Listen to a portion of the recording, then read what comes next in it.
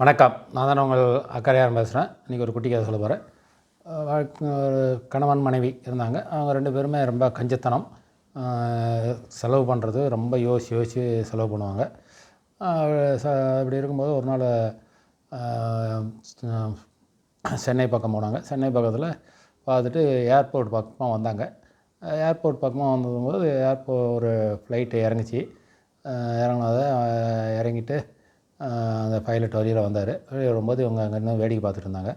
சரி, அந்த பைலட்டு வந்து இறங்கிடுதே, சும்மா தானே இருக்க போகுது அப்படின்ட்டு அந்த 2 பேரையும் பார்த்து, இன்னாங்க உங்களுக்கு ஃப்ளைட்டில் வந்து பார்க்கணுமான்னாரு. ஆமான்னு இவங்க 2 பேரும் சொன்னாங்க.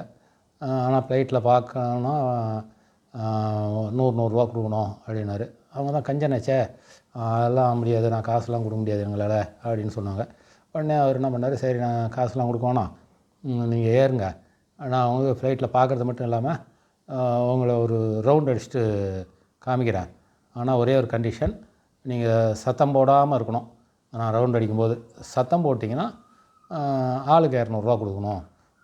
நீங்கள் சத்தம் போடலைன்னா நீங்கள் எதுவும் காசு கொடுக்க வேணாம் அப்படின்ட்டு சொல்லுவார் அந்த பைலட்டு. உடனே யோசிப்பார் அந்த கஞ்சன். சரி ரைட்டு, ஓகே போகலாம், நாங்கள் சத்தம் போடாமல் இருப்போம் அப்படின்னாரு. உடனே அந்த பைலட்டு எப்படியாவது உங்களை சத்தம் போட வைக்கணுன்ட்டு ஃப்ளைட்டில் ஏறின உடனே மேலே பறந்தார். அப்படியே சுழட்டி அடிக்கிறாரு, தலைகீழ மேலே கீழமா ஒரே சுற்றுறாரு. அவர் கொஞ்சம் கூட சத்தம் போடல, அமைதியாக இருந்தார். உடனே சளிப்படைஞ்சு போய் அந்த பைலட்டும், சரி இதுக்கு மேலே ஒன்றும் பண்ண முடியாது, நான் 200 400 போனால் போகுது அப்படின்ட்டு அவர் கொண்டாந்து இறக்கி விடுறாரு.